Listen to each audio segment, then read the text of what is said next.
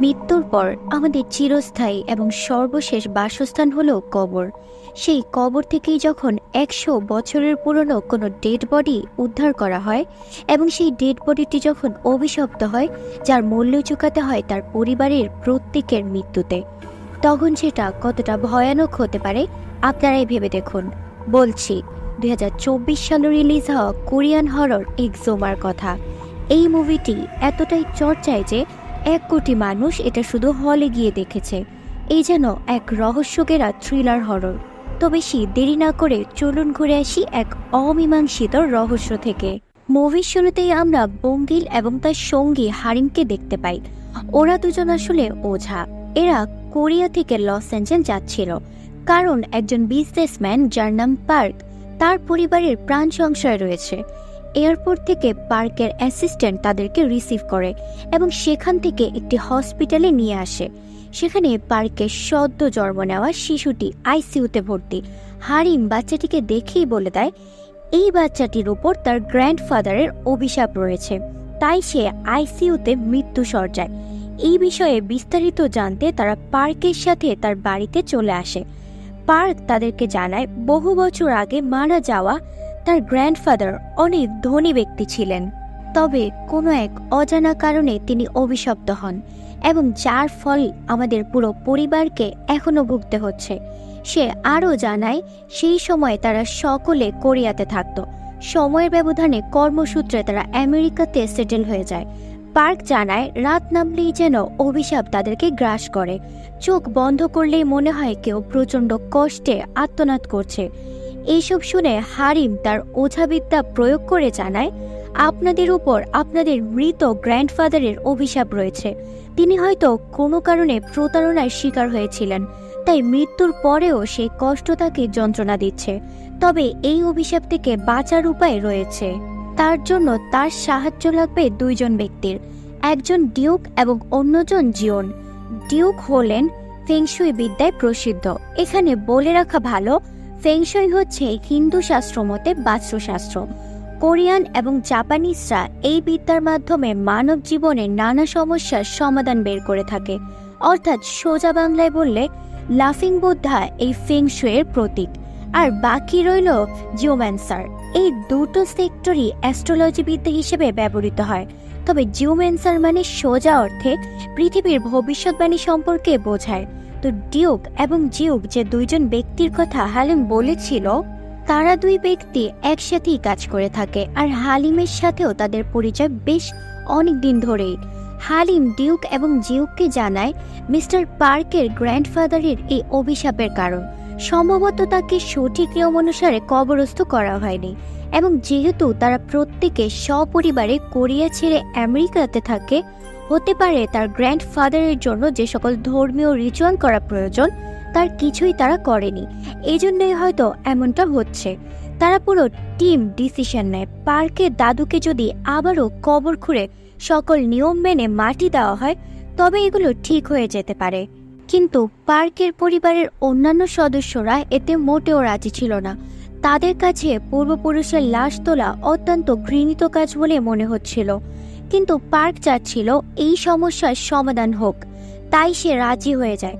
তবে সে ডিউকদের জানায় এই কাজ অত্যন্ত গোপনে করতে হবে এবং কবর থেকে কফিন তোলার পর তারা কফিনের মুখ খুলতে পারবে না এবং দিনের আলো থাকতেই তাদের রিচুয়াল সম্পূর্ণ করতে হবে। আবারও ডেড বডি সঠিক নিয়মে কবরস্থ করতে হবে। এই সকল শর্ত ডিউকের মনে সন্দেহ সৃষ্টি করে। যাই হোক, এই বিষয়ে খুব বেশি কথা না বলে তারা পাহাড়ের উপরে জঙ্গলে ঘেরা পরিত্যক্ত একটি জায়গায় এসে পৌঁছায়। তারা খুবই অবাক হয় এটা ভেবে এমন একজন সম্ভ্রান্ত পরিবারের সম্মানিত ব্যক্তিকে এইরকম একটা পরিত্যক্ত জায়গায় কেন কবর দেওয়া হয়েছে। এর চেয়েও বড় অবাক করা বিষয়, সেই কবরে পার্কের গ্র্যান্ডফাদারের ইনফরমেশনের জায়গায় কিছু লিমিটেড নাম্বার এবং একটা মন্ত্র লেখা ছিল। পার্ককে যখন এই সকল বিষয়ে জিজ্ঞেস করা হয়, সে জানায় তার দাদু একজন কোরিয়ান জেনারেল ছিলেন, তাই একজন সন্ন্যাসীর কথা মতন তাকে এমন একটা জায়গায় কবর দেওয়া হয়। এছাড়াও সেই সময় প্রচুর লাশ চুরির উপদ্রব ছিল, তাই তারা ওনাকে খুবই সাধারণভাবে কবর দেয়। ডিউক এটা মানতে নারাজ। সে জানায় এই জায়গা এমনিতেই অশুভ একটি জায়গা, তার উপর মৃতদেহ কবর থেকে উঠানো মোটেও ভালো কোনো লক্ষণ নয়। এছাড়াও কবরের আশেপাশে প্রচুর শিয়াল দেখা যাচ্ছে, মনে হচ্ছে এক্ষুনি সব কামড়ে ছিঁড়ে খাবে। জাপানিজ মাইথোলজিতে এই শিয়ালকে প্রোটেক্টর গার্জিয়ান রূপে মানা হলেও কিছু ক্ষেত্রে এটাকে ডেভিল হিসেবেও বলা হয়েছে। তবে মুভিতে কেন শিয়ালকে নিয়ে এত কিছু বোঝানো হয়েছে সেটা মুভির শেষে আপনারা বুঝতে পারবেন। সেদিন তারা হোটেলে ফিরে আসে। পার্ক জানায় আমার এর আগেও 2টো সন্তান হয়েছিল, কিন্তু তারা পেটেই মারা গেছে। এখন এই বাচ্চাটির অবস্থাও ভালো নয়, দয়া করে আমার সন্তানকে যেভাবেই হোক বাঁচান। ডিউক কোনো খারাপ লাগা ছাড়াই জিজ্ঞেস করে বসে, পার্ক আপনি মনে হয় কিছু লুকাচ্ছেন। দেখুন, ওই কবরে থাকা লিমিটেড নাম্বার এবং সেই মন্ত্র মোটেও সাধারণ কিছু নয়। এছাড়া সঠিক তথ্য না জেনে কবর থেকে মৃত লাশ ওঠানো সেটাও খুবই অশুভ। সব শুনে হালিম জানায় আমরা একটা রিচুয়াল করতে পারি যাতে শুভ শক্তি এবং অশুভ শক্তি সমানে সমানে থাকে, এতে ক্ষতি হওয়ার সম্ভাবনা খুবই কম। তবে এই জন্য লাগবে 5টি শূকর এবং 5 জন এমন মানুষ যাদের জন্মসাল এবং শূকরগুলোর জন্মসাল একই হয়। এইসব পরিকল্পনা করে পরের দিন তারা রিচুয়ালটি করতে শুরু করে। পার্কের পিসি এসব একদমই পছন্দ করছিল না, তবে ঘটনাস্থলে তিনি উপস্থিত ছিলেন। রিচুয়ালটি ছিল এমন যে 5 জনকে শূকরের বয়সের সাথে মিলিয়ে নিয়ে আসা হয়েছিল। তারা কবর খুঁড়বে আর বঙ্গিল কবরের এক একটি কোপের সাথে সাথে সেই শূকরগুলোকে ক্ষত বিক্ষত করছিল। এক সময় কবর থেকে সেই কফিন বের হয়ে আসে এবং রিচুয়ালও শেষ হয়। সেই কফিনটি ছিল এতটাই নকশা করা এবং কারুকার্যে ভরপুর, সেটা দেখেই বোঝা যাচ্ছিল এটা সেই সময় রাজা বাদশাদের কবরস্থ করার সময় ব্যবহার করা হতো। অবশেষে সেই কফিনটিকে আমেরিকাতে কবর দেওয়ার জন্য ডিউকরা তৈরি করছিল। অন্যদিকে সেই কবরটিকে মাটি দিয়ে ভরাট করার সময় সেই 5 ব্যক্তির মধ্যে একজন ব্যক্তি সেই কবরে অদ্ভুত এক ধরনের সাপ দেখতে পায়। সাপটির কোনো মাথা ছিল না। লোকটি ভয় পেয়ে সাপটিকে মেরে ফেলে এবং তাকে আঘাত করার সাথে সাথেই সেখানে কোনো এক মহিলার মাথার অবয়ব দেখা যায় এবং এক বিরাট আত্মচিৎকারে ভরে যায় পুরো জঙ্গল। মাইথোলজিক্যাল বিদ্যা অনুসারে এই সকল সাপকে নিউরোনা বলা হয়। এগুলো মূলত মাইথোলজিক্যাল ভাষায় অর্ধেক মানুষের মতন আর বাকি অর্ধেক সাপের মতন হয়, মানে এদের শরীরের মাথা মেয়েদের মতন আর শরীর সাপের আকার। এখানে এই নিউরোনাও বিশেষ অর্থে ব্যবহার করা হয়েছে। ভিডিওটি শেষ পর্যন্ত দেখুন, বুঝতে পারবেন। তো সাপটিকে মারার পরই এক টুকরো কালো মেঘে পুরো আকাশ ছেয়ে যায়। প্রচন্ড বৃষ্টির কারণে তারা সিদ্ধান্ত নেয় আজকে তারা ডেড বডিটি কবর দিবে না, বৃষ্টি থামার পর কবর দিবে। তাই তারা মরা লাশটি একটি হসপিটালের মর্গে নিয়ে রাখে। অন্যদিকে নিজের সন্দেহকে যাচাই করতে ডিউক সেই পাহাড়ে আবারও আসে। সেখানে সে একজন স্থানীয় সন্ন্যাসীর সাথে দেখা করে। সে জানায় এই জায়গায় প্রাচীনকাল থেকেই তাদের পূর্বপুরুষদের বসবাস। ডিউক তাকে সেই কবর এবং সন্ন্যাসী সম্পর্কে জিজ্ঞেস করে। লোকটি জানায় ওই কবরটি নিয়ে বেশ কিছু ইতিহাস আছে। তাছাড়াও ওই জায়গা এখনো ভূতের রহস্যে ঘেরা। লোকমুখে শোনা যায় কবরটি নাকি কোরিয়ার সব থেকে ধনী ব্যক্তির। মানুষ রটিয়ে দিয়েছিল সেই কবরে নাকি প্রচুর ধন সম্পদ লুকানো, তাই তৎকালীন সময়ে সেই কবরে চুরি করতে আসতে বেশ কিছু মানুষকে দেখা গেছে। তবে সেখানে যাওয়ার পর চোরগুলোর আর কোনো খোঁজ পাওয়া যায়নি। এরপর থেকেই এই জায়গাটা পরিত্যক্ত। এদিকে সেই মর্গের কেয়ারটেকার এত দামি নকশা করা কফিন দেখে লোভ সামলাতে পারে না, তাই সে কফিনটি খুলতেই একটি অন্ধকার কালো ধোঁয়া সেখান থেকে বেরিয়ে আসে। এটা হারিন বুঝতে পারে, কারণ সে যেহেতু কফিনটি নিয়ে রিচুয়াল করেছিল, তাই সেই শক্তির বাইরে বের হবার প্রভাবে তার নাক থেকে রক্ত পড়তে শুরু করে। এটা দেখে হারিন তার টিম মেম্বারদের জানায় ওই কফিনের ঢাকনা কেউ খুলেছে, তাই সেই অশুভ শক্তি বাইরে বেরিয়ে এসেছে।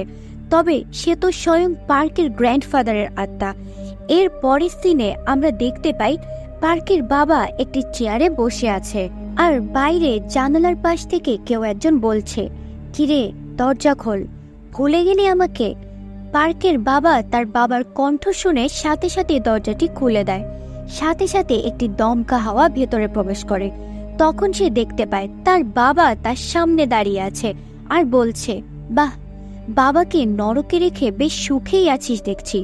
কথাটি শেষ না হতেই পার্কের বাবা মাকে তার দাদা খুবই বাজেভাবে মেরে ফেলে। হারিন এ সকল ঘটনা খুলে বলে ডিউককে। সে জানায় পার্কের ফ্যামিলি এতটাই স্বার্থপর যে তার দাদা মারা যাবার পর তার আত্মার শান্তি কামনা পর্যন্ত করতে পারেনি এবং তার জন্য কোনো প্রে করেনি। তাকে কোনো নিয়ম মেনেও কবরস্থ করা হয়নি। তাই পার্কের দাদু আবারও বদলা নিতে ফিরে এসেছে এবং পার্কের জীবন বিপদে, কেননা সেই আত্মা পুরো বংশকে তার সাথে নিয়ে যাবে। এদিকে ডিউক পার্কে কল করে জানিয়ে দেয় তাদের টিম না আসা পর্যন্ত সে যেন ঘরের দরজা জানালা না খোলে। তৎক্ষণাৎই বাইরে থেকে ডিউকের গলার স্বর ভেসে আসে। পার্ক কনফিউজড হয়ে যায়। সে কলে থাকা ডিউককে জিজ্ঞেস করে, তুমি কি দরজার বাইরে থেকে আমাকে ডাকছো? ফোনের ভেতর থেকে বলা হয় তোমার গ্র্যান্ডফাদারের আত্মা কফিন থেকে বেরিয়ে এসেছে আর সে এখন সবার থেকে বদলা নিচ্ছে। তুমি যদি বাঁচতে চাও তো জানলাটা খুলে দাও। পার্ক ভয়ে ভয়ে জানলাটা খুলে দিতেই ফোনের অপর প্রান্ত থেকে অট্টহাসি শব্দ ভেসে আসে। পার্ক বুঝতে পারে আর তার বাঁচার কোনো সম্ভাবনা নেই। মাইথোলজিক্যাল ভাষায় ঘোস্ট বা আত্মা তখনই কারো ক্ষতি করে যখন সেই ব্যক্তি নিজেই তাকে আহ্বান জানায়। এখানে পার্ক দরজা খুলে নিজেই সেই আত্মাকে আসতে দিয়েছিল। ডিউকরা দরজা ভেঙে ভিতরে আসতেই দেখতে পায় পার্ক সম্পূর্ণ পজেস অবস্থায় রয়েছে। আর এখানে পার্কের মধ্যে থাকা তার দাদার আত্মা তাদের এত ধন সম্পত্তির আসল রহস্য জানায়। প্রায় 1800 শতাব্দীর দিকে পার্কের দাদা জাপানিজরা যখন কোরিয়াকে আক্রমণ করে সেই সময় দেশের বিরুদ্ধে চক্রান্ত করে জাপানিজদের পক্ষ নিয়েছিল, যার ফলে আজকে তাদের এত ধন সম্পত্তি। কিন্তু পার্করা বিশ্বাসঘাতকতা করে। তারা তার দাদার শেষ কাজটাও প্রপার ভাবে করেনি। এগুলো বলে সে জাস্ট একটা সংকেত বলে যায়, the fox curse of the tigers west. এটা বলেই সে আত্মা চলে যায় এবং যাওয়ার আগে পার্কের ঘাড় মোটকে তাকে হত্যা করে যায়। ডিউকরা বুঝে যায় এবার সেই আত্মা পার্কের বাচ্চা এবং তার পিসিকে না মেরে শান্ত হবে না। তাই তারা যত দ্রুত সম্ভব কফিনটি পুড়িয়ে ফেলে আর কফিনটির সাথে সাথে পার্কের দাদার আত্মাও মুক্তি পায়। তবে সত্যি কি সকল সমস্যার এখানেই সমাপ্তি? সকল অভিশাপই কি বিলুপ্ত, নাকি এর থেকেও ঘোর বিপদ অপেক্ষা করছে? এদিকে সেই রিচুয়ালের কাজ করা 5 জনের মধ্যে যে ব্যক্তি সেই অদ্ভুত সাপটিকে মেরেছিল সে খুবই অসুস্থ, পাগল প্রায় অবস্থা তার। ডিউক এসব জানতে পেরে তার সাথে দেখা করতে আসে। সে জানায়, ওই দিন ওই অদ্ভুত সাপটাকে মারা আমার উচিত হয়নি। আমি ঠিক মতন ঘুমাতে পারি না, সারাক্ষণ শুধু ওই ভুতুরে জায়গা আর সাপটির সেই চিৎকার শুনতে পাই। লোকটি ডিউককে রিকোয়েস্ট করে যাতে সাপটির বডি খুঁজে বের করে এবং তার শেষ কাজ সম্পূর্ণ করে। ডিউক আবারও সেই পরিত্যক্ত কবরস্থানে যায়। সেখানে গিয়ে সে সাপটির ডেড বডি খুঁজে পায়। তবে সে প্রচন্ড ভয় পেয়ে যায়, কারণ সেখানে সাপটির মাথার জায়গায় একটি মেয়ের কাটা মাথা পড়েছিল। হ্যাঁ, এটাই সেই নিউরোনা, অর্থাৎ যার অর্ধেক শরীর মানুষ আর বাকিটা সাপেদের মতন। সে কৌতূহলবশত পার্কের দাদার কবরটা আরো ঘুরে দেখে। ঘুরতে ঘুরতে সে যেটা দেখতে পায় সেটা রক্ত হিম হয়ে যাবার মতন। একটি বড় কাঁটাযুক্ত তার জড়ানো কফিন, যেটা ছিল বহু বছরের পুরনো। এটা দেখে ডিউক তার সঙ্গীদেরকে ডাকে। তারা কফিনটি সেই পাহাড়ে সন্ন্যাসীদের বার্ন হাউসে রাতের বেলা রাখার সিদ্ধান্ত নেয়। তাই তারা বিভিন্ন রিচুয়াল করার মাধ্যমে কফিনটি অশুভ শক্তি থেকে দূরে রাখার ব্যবস্থা করে। সেই রাতে তারা টিমের প্রত্যেকে তাদের মতন করে ঘুমাতে চলে যায়। হারিমের দিদা মারা গেছেন, কিন্তু তিনি হারিমের মতোই ক্ষমতাশালী ছিলেন। এছাড়াও তার দিদা তাকে খুবই ভালোবাসতেন, তাই মৃত্যুর পরেও তার আত্মা হারিমকে সবসময় সাহায্য করে। অন্যদিকে বঙ্গিল রাতে ঘুমিয়েছিল। সে হঠাৎই ঘুম ভেঙে যেতে দেখতে পায় যে লোকটিকে কফিনটি পাহারা দিতে রেখে যাওয়া হয়েছিল সে বঙ্গিলের বুকের উপর দাঁড়িয়ে আছে আর বলছে সে আমার কলিজা ছিঁড়ে খেয়েছে। এটা দেখে সে ভয় পেয়ে যায় এবং বাইরে আসতেই দেখে গরুর খামার থেকে অদ্ভুত সব আওয়াজ আসছে। বঙ্গিল একটু সাহস করে ভেতরে তাকাতেই দেখতে পায় এ তো সেই লোকটা যাকে সে তার ঘরে দেখেছিল। সেই লোকটাকে খুব ভয়ানক জন্তু আকৃতির কিছু গলা কেটে হত্যা করে। এখন এই দৃশ্য দেখে সে প্রচন্ড ভয় পেয়ে যায়। এদিকে সেই হাউস থেকে অনবরত আওয়াজ আসছে দেখে হারিম সেখানে যেতে চায়, কিন্তু তার দিদার আত্মা তাকে যেতে বাধা দেয়। তারপরেও হারিম যায়। সেই হাউসটিতে প্রবেশ করতে বঙ্গীর এবং হারিম চমকে যায়। তারা দেখে সেই কফিনটি খোলা এবং সেখানে কিছুই নেই। এছাড়াও তারা সেই হাউসটির ছাদ ফুটো থাকতে দেখতে পায়। তখনই সেখানে কারো পায়ের শব্দ শোনা যায়। হারিম দেখতে পায় দরজার বাইরে একটি ভয়ানক পিশাচ দাঁড়িয়ে। সে তার ভয়ানক কণ্ঠে বলছে, ভেতরে মানুষের গন্ধ পাচ্ছি, গরম গরম রক্তের সুবাস। কিরে, কি খাওয়াবে আমাকে? তোর মাংস? পিশাচটির এরূপ কথায় হারিম পজেস হয়ে যায়। সে বলতে থাকে, আমি আপনার দাস, আমাকে হুকুম করুন। হারিম তার মাথাটি এগিয়ে দেয় পিশাচটিকে। এমন অবস্থায় হারিমকে প্রাণে বাঁচাতে বঙ্গিন সেই পিশাচটির পেটে লোহার শক্ত কিছু ঢুকিয়ে দেয়, কিন্তু এতে তার কিছুই হয় না। পিশাচটি দেখতে এতটাই ভয়ানক ছিল যেন মনে হচ্ছিল এক্ষুনি হৃদস্পন্দন বন্ধ হয়ে যাবে। সে হারিমকে তার ভয়ানক নখের সাহায্যে খুবই বাজেভাবে আঘাত করে, যার ফলে সে সেখানে অজ্ঞান হয়ে যায়। এবার সে ছুটে আসে হারিমের দিকে, কিন্তু হারিম বৌদ্ধ ধর্মাবলম্বীদের একটি মূর্তির মধ্যে বসেছিল, তাই সে পিশাচটি তার ক্ষতি না করেই সেখান থেকে চলে যায়। তখনই সেখানে ডিউক সহ সেই টিম মেম্বাররা চলে আসে। তারা পিশাচটি চলে যাবার পর বঙ্গিল সহ বাকি সবাইকে উদ্ধার করে হসপিটালে অ্যাডমিট করে। সেখানে বঙ্গিলের অবস্থা খুবই ভালো নয়, আর বাকিদের শরীরে প্রচন্ড জ্বর। তবে কালকের ঘটনা নিয়ে হারিম এবং ডিউক প্রচন্ড চিন্তিত, কারণ ওই পিশাচ কোনো আত্মা নয়, তার ছায়া ছিল। তাদের চিন্তার মূল কারণ এমন ধরনের পিশাচ খুবই ভয়ানক এবং শক্তিশালী হয়। বৌদ্ধ ধর্মাবলম্বীদের মতে এই ধরনের পিশাচগুলোকে ডেভিল বা শয়তানের সাথে তুলনা করা হয়। তারা বিশ্বাস করেন যখনই কোনো খারাপ মানুষের মৃত্যু হয় তখন সে ডেভিলে পরিণত হয়। তাছাড়া যদি এই সকল খারাপ মানুষদের ডেড বডি দিয়ে তন্ত্রবিদ্যা চর্চা করা হয়, যেটাকে কিনা আমরা ব্ল্যাক ম্যাজিক বলে থাকি, সেক্ষেত্রে এ সকল আত্মা খুবই অশুভ শক্তিতে পরিণত হয়। এরই মধ্যে খবর আসে বঙ্গিলের অবস্থা খুবই ক্রিটিক্যাল, তাকে দ্রুত অপারেশন করতে হবে। ডিউক এসব কিছুর জন্য নিজেকে অপরাধী মনে করে, তাই সে এই রহস্যটা থেকে পুরো টিমকে বাঁচানোর জন্য সেই পাহাড়ে চলে আসে এবং সেখানে কিছু প্রাচীন বই ও পুঁথিপত্র ঘেঁটে সে অনেক কিছু জানতে পারে। এবং এরপর সে পার্কে দাদার কবরের কাছে আসে। এখানে এসে সে চমকে যায়। সে দেখতে পায় সেই ভয়ানক পিশাচ সেই কবরে ঘুমাচ্ছে। এখানে বোঝা যাচ্ছে পিশাচটি রাত না হওয়া পর্যন্ত কারো ক্ষতি করতে পারে না। এসব ভাবতে ভাবতে সে হোটেলে ফিরে আসে এবং সেখানে এসে সে বুঝতে পারে পিশাচটি থেকে বাঁচতে তাদেরকে কি কি করতে হবে।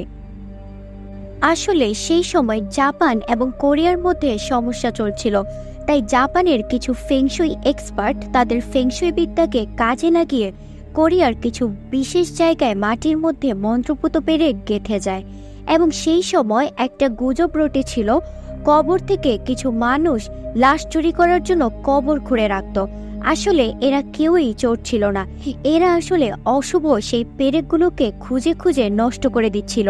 কিন্তু শেষ পেরেকটি, যেটা কিনা পার্কে দাদার কবরে পুঁতা ছিল, সেটা তারা খুঁজে পায়নি এবং এটা প্রচন্ড অশুভ কিছুকে নির্দেশ করে।